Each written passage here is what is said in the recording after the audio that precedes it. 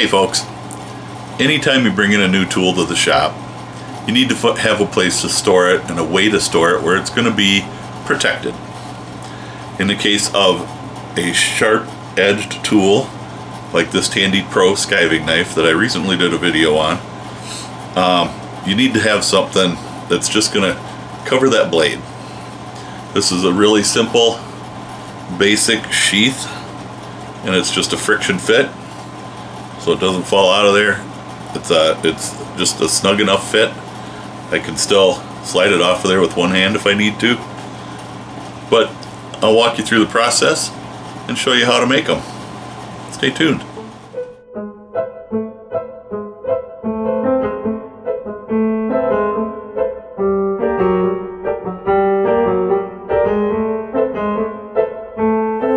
Alright, first thing I want to do is get a good straight edge.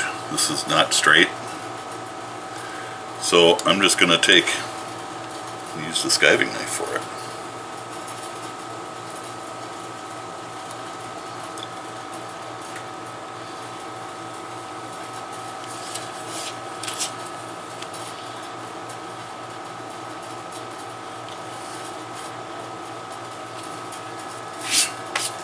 That gives me a fairly straight edge. Set that up there so I don't get hurt. That's why I do it. I don't like to get hurt. So we'll set this up here. And I'm just going to use the knife itself to make my pattern.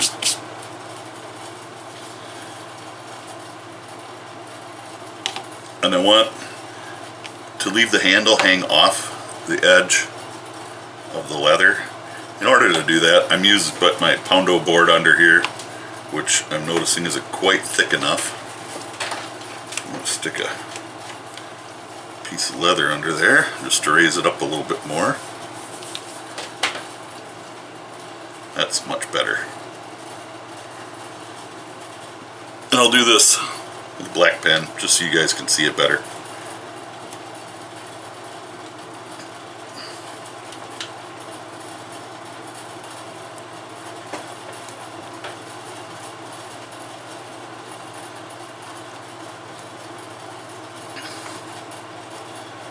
So if I just trace around the blade, I'm going to get a nice snug fit. And I'm going to move it over. I want to have at least 1/4 of an inch all the way around for stitching and burnishing and what have you. So I want to leave plenty of room between, and I'm going to need 3 pieces, a front and a back and a welt.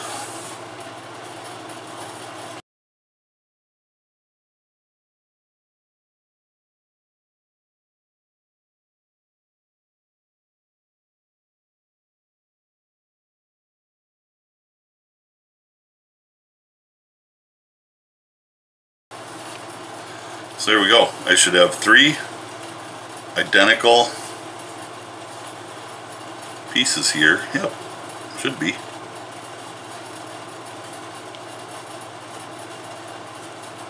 Yeah, should be 3 identical pieces. I'm going to go ahead and make 1/4 of an inch out on each of them. I'll get this out of my way now.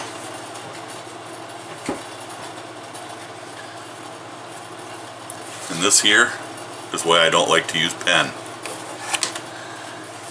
I don't know how that got there, but it did. So I should be able to just measure down 1/4 of an inch, because they should all be even. And I can kind of just set my ruler there and yep, they all look pretty even.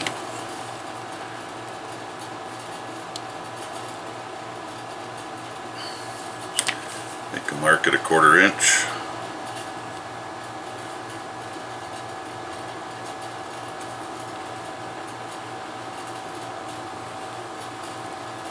I can just do that one, simple enough.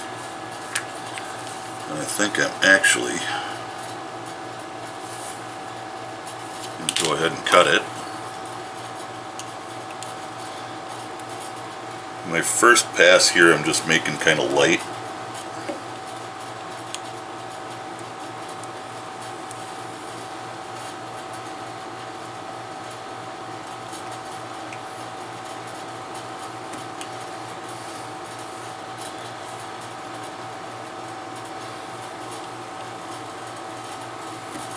And this is heavy enough leather, I'm not trying to cut through it in one pass.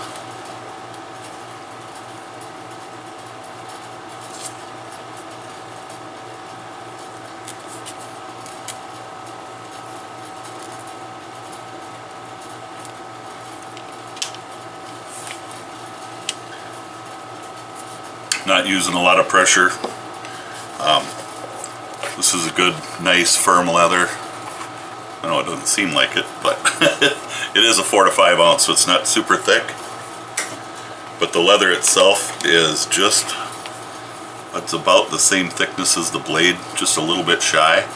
So being a little bit shy of the thickness of the blade, it'll kind of make it a friction fit, which is the way I like to do these.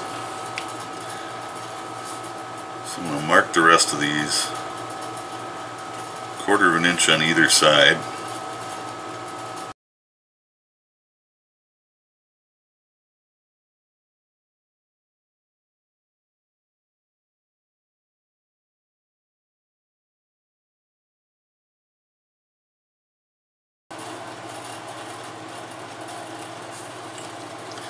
You know, something like this really doesn't take very long. And I prefer, when I'm getting against a straight edge, I prefer just using my little snap knife, or sometimes I will grab this bad boy. I've had this for years and years, and it has proven to be a very good tool in the leather shop. I'm just going to use it. Haven't had it out in a little while. I've been using that snap knife all the time. So I'm just going to line up my marks.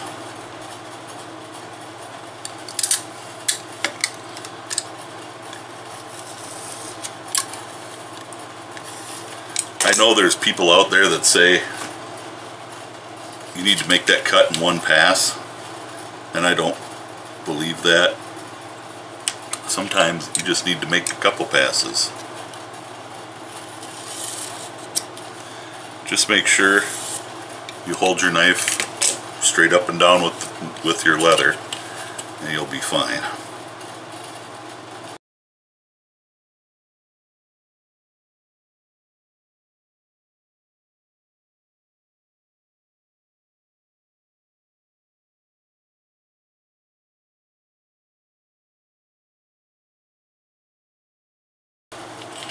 So there we go. I have 3 pieces that should stack up and be, well, almost the same. One came out a little thinner. These 2 are the same.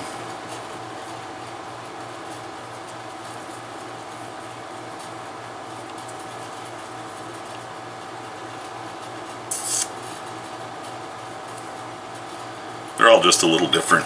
You can't have perfection every time.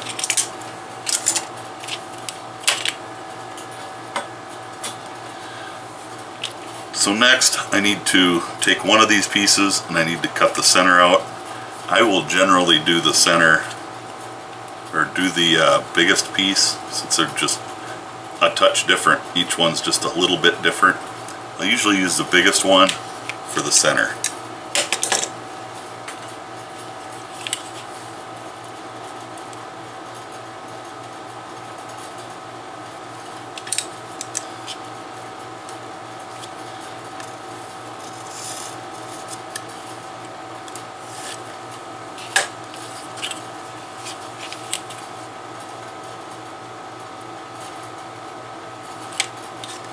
One of the nice things about a blade like this is I can start right in the corner and just press it in, and I'm not cutting all the way to the other corner. For that, I want to cut from the other direction.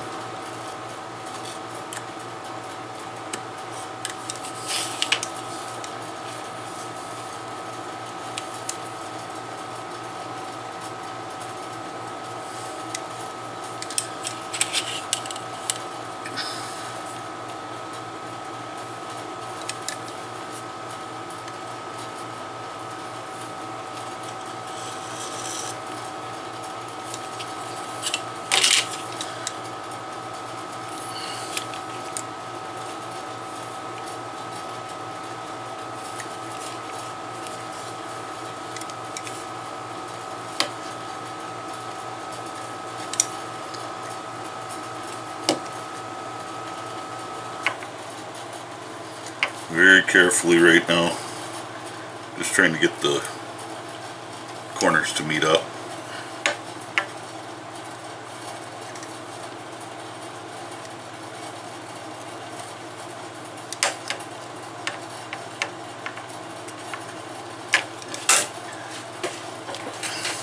Not something super critical, of course. I want to make sure that my blade still fits in between my edges, which it does very well. And now it's just a matter of gluing things together and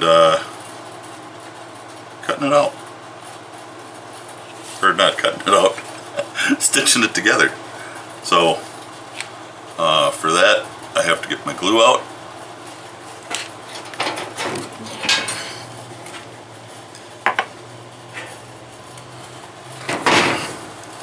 I could just as easily use some Ted's tape. I've got some 1/8 inch Ted's tape that I use quite a bit on bags and stuff.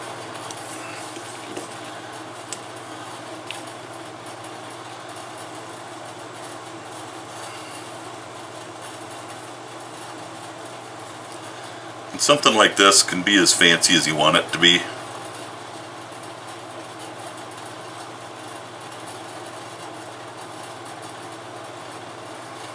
I'm more concerned about the function of the piece.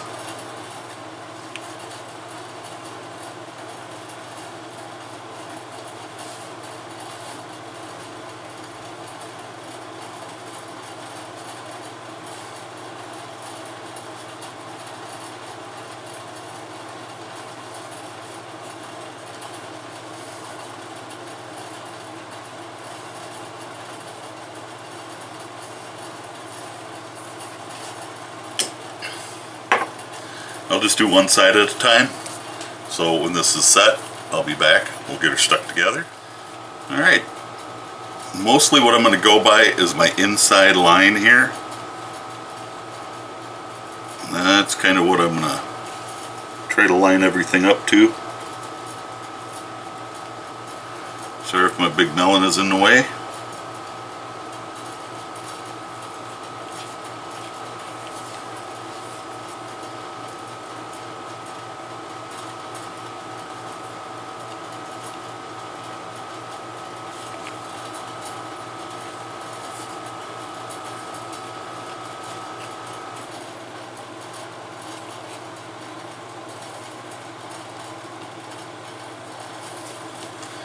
Check our fit again. We got a little side to side. That's exactly what I want. Just not super tight friction fit. I can't even talk today. So I'll glue the other side.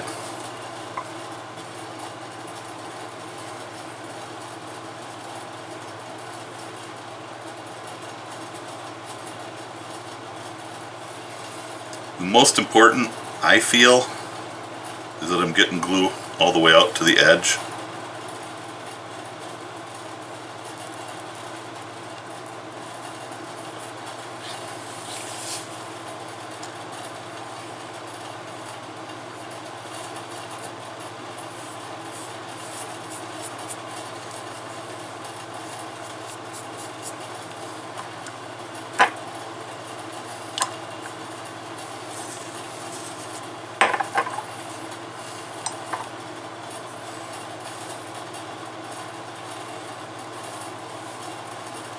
Thought about putting this on the machine to sew it, but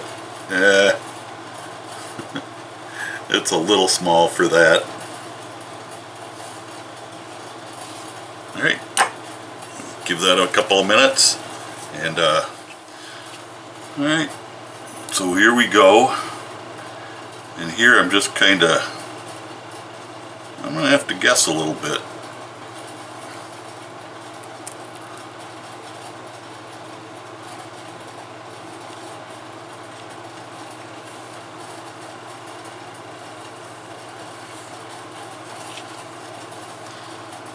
There we go. That's not bad. Let's grab a hammer.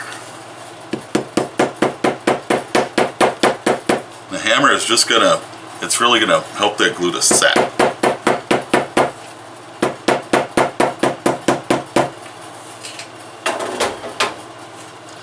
So there we go. There's not a very big opening there, and it doesn't need to be, but it's a nice fit. The knife's not gonna fall out. It's perfect. It's exactly what I wanted. So I'm gonna clean up the edges a little bit. I'm just gonna use my rotary tool to do that. Alright, got my edges sanded. I'm going to go ahead and, oh, where'd I put it now? Go around this with, actually, I'm just going to take my 0, and I'm just going to take off enough to take off this little burr that I kind of left from sanding.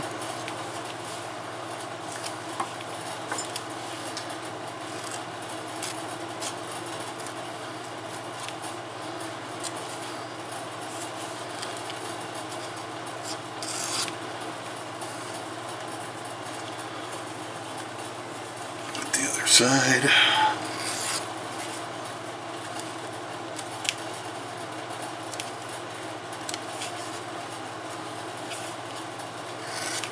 Need to touch up this edge real quick.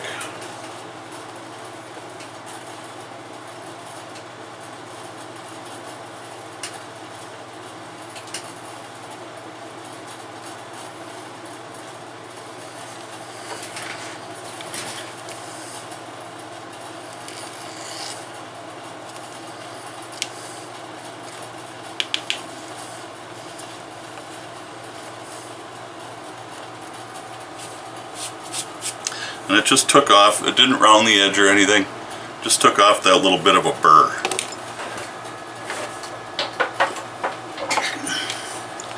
On the inside here, now if I was smart I would have done this before I glued it up. I want to have a little bit of a chamfer there, I guess. And the Tandy beveler won't get in there and do it. So we use the Odin beveler, because that'll get in there and give me a nice little bevel there. This is the number 3. And now I'm ready to punch holes. So I'll grab a, I guess I'll use my regular 4mm chisel. I am going to go around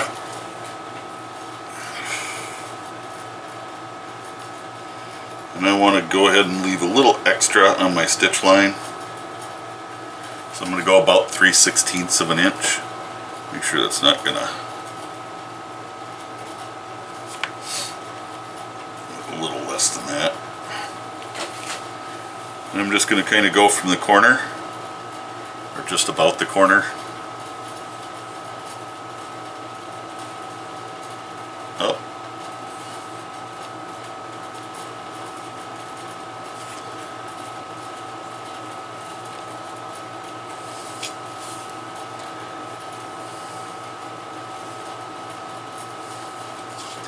Now these lines don't have to meet up.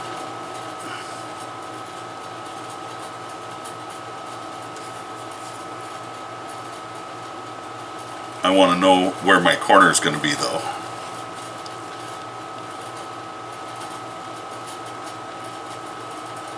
I'm just, right now I'm trying to make those a little darker so you can see my camera. So we'll just make some stitch lines. There's a link to my Amazon store down in the description. I'll try to put individual links to some of these tools that I'm using. So that you can just go and find these tools. This is from General Tools. The points are fairly sharp on it, which I kind of like. And it works pretty well. This is kind of a long one. I think you can choose different sizes. I would choose one smaller than this. I want to say this is a 6 or an 8 inch. Must be a 6 inch.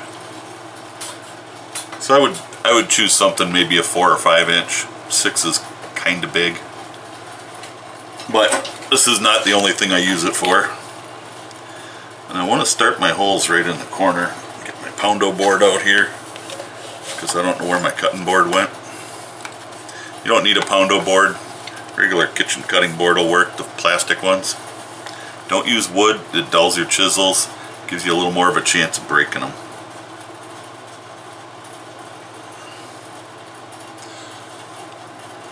I think I need a little more light from the other side. There we go.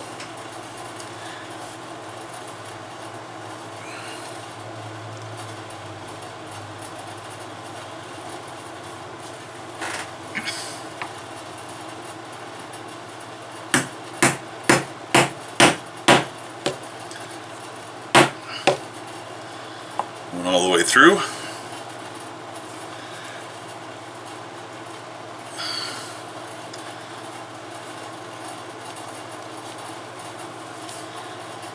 Go ahead and do my bottom first, but to do that I want to get my corners established.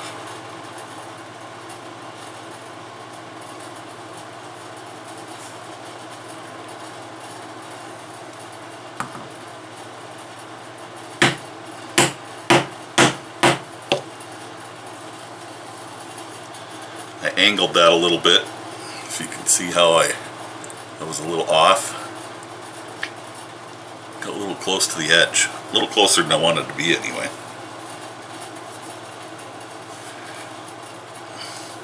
Having a little trouble pulling that out, so I'm going to go ahead and grab a piece of beeswax and just kind of get a little on my chisel here. Should make it a little bit easier to pull out.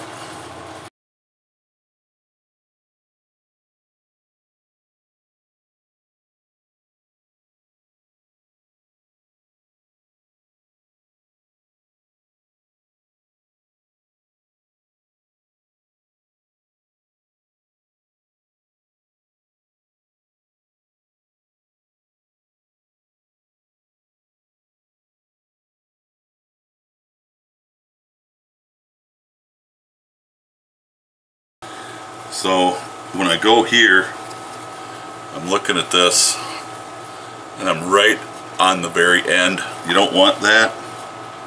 So I either need to just come back a notch, which is what I'm going to do, or you need to fudge your spacing a little bit. I guess this in essence fudges my spacing too. This is also one of those, this is a good practice project. Sometimes I get to using my machine too much. I've got my Singer, and I haven't introduced you to the Cobra Class 4 yet, but sometimes I get to using machines a little too much. And, well, it's not something I need to do all the time. This is a perfect hand stitching project. In fact, if I put it on the Class 4, it probably the machine would probably eat it up.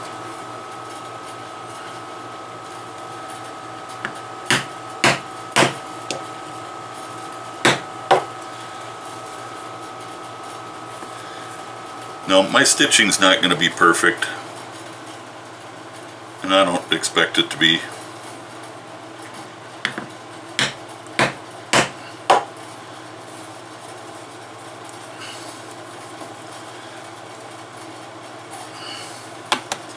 Now I'm going to stitch this up, and then I'm going to edge it or bevel it.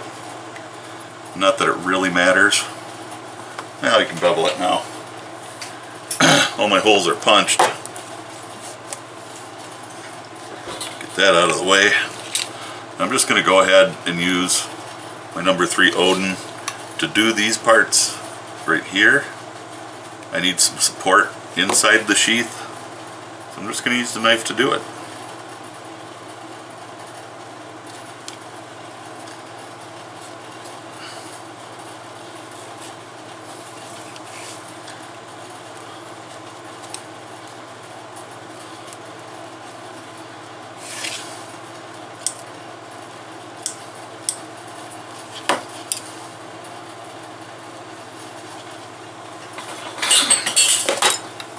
Put some little extra under there just to help, I guess, keep my edges.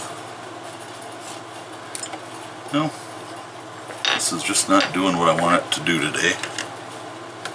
So let's go ahead and grab the number 1 or the 0. Nope, number 1.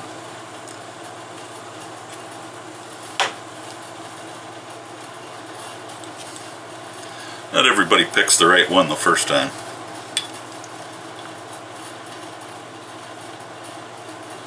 I'm not going to start at the very edge because you can really make a mess.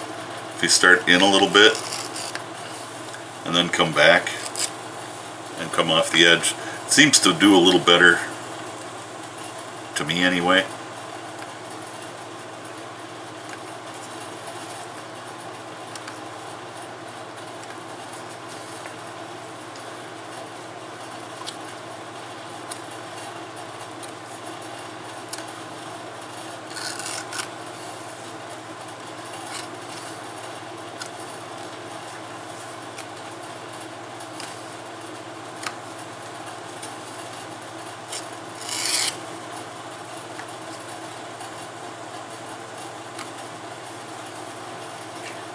I'm just coming back this way just to knock that little edge off.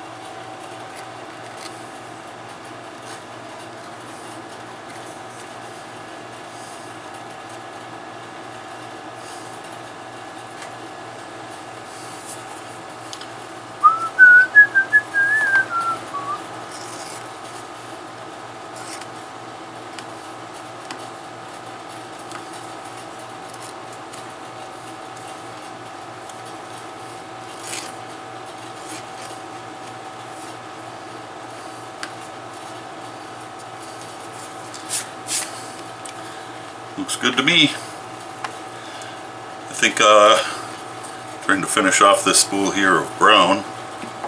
The glue out of the way. Grab a couple needles.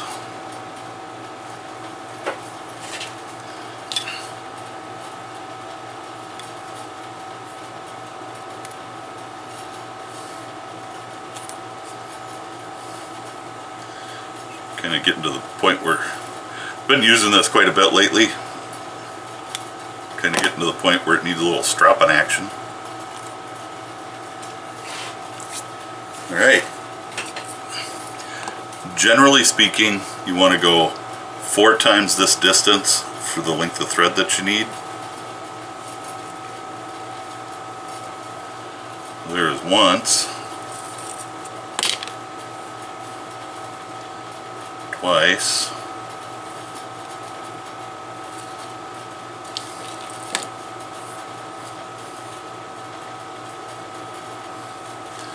and here's 4, and I'm going to go a little bit longer just because I hate running out of thread. It's happened to me more than once and I don't like it.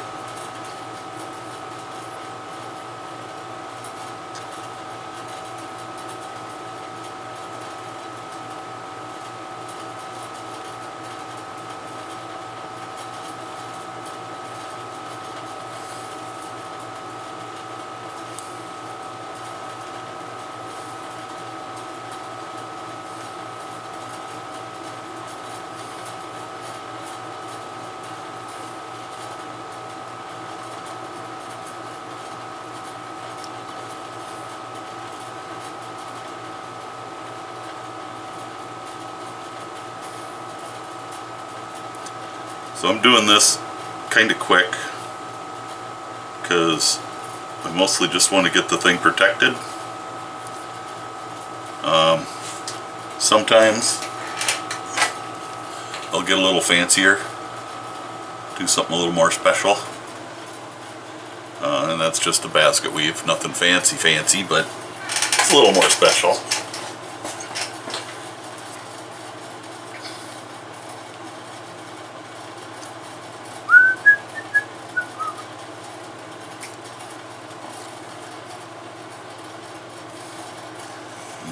a little. I'm going to go over the top. No, I'm not. Changed my mind.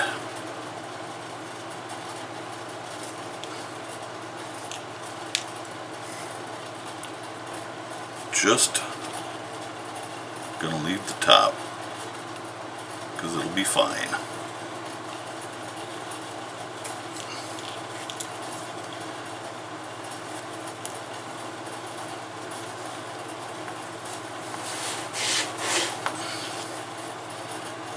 And someday I may want to do something a little different.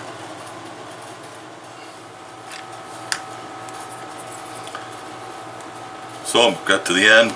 I'm going to back stitch. I'm just going to go one back.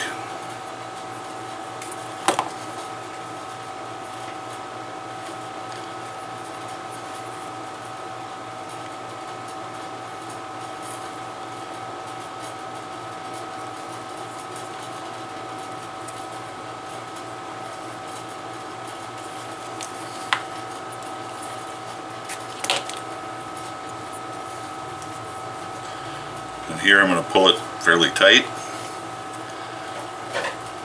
Grab my scissors. I am not a fan of leaving big honking chunks to make a ball on the end. I just want them to kind of sink in there a little bit when I melt them.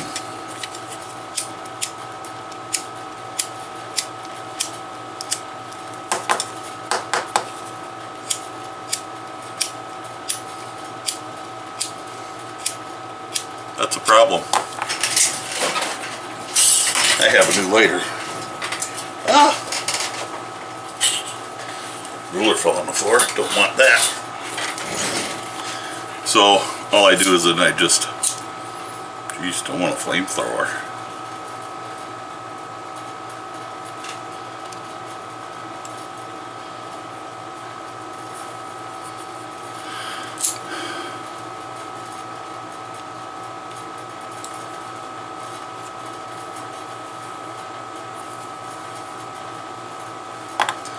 So the nice thing about doing it that way is you almost can't tell where I did it.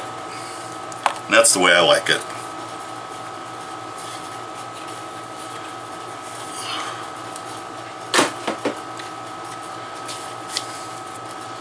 Someday maybe I'll put the lighter case on in a video.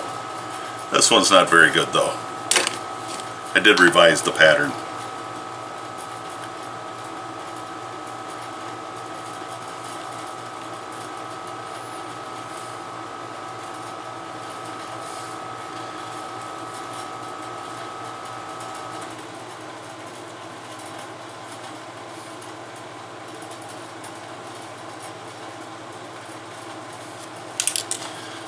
So that's going to be it there. I'm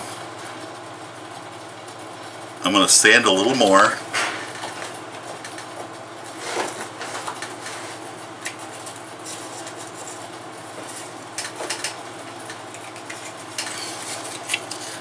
By hand this time. I'm cutting mat out of the way. I'm really bad about just, you know, keeping crap out of the way here.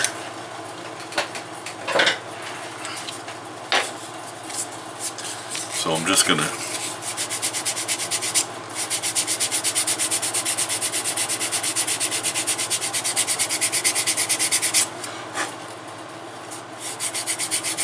and I think this is 400 grit.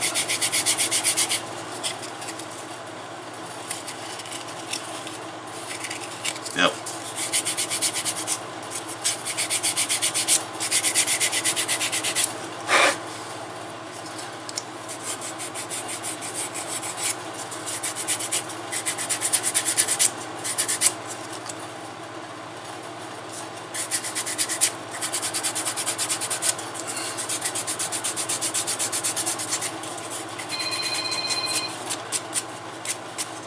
I'll get this sanded and I'll be back. So now I want to put some kind of edge finish on. Doesn't have to be anything fancy. because like you saw, most of my stuff is just natural veg tan, but I do like to give a little burnish once in a while.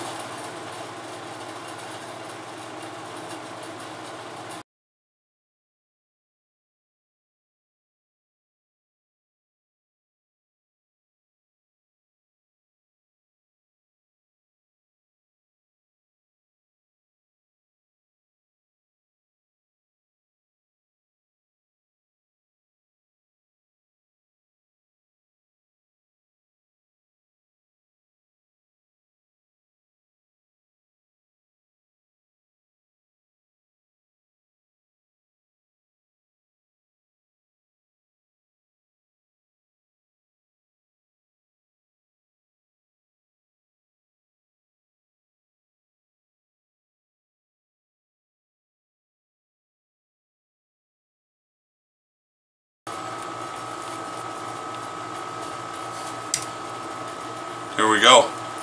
It's all finished.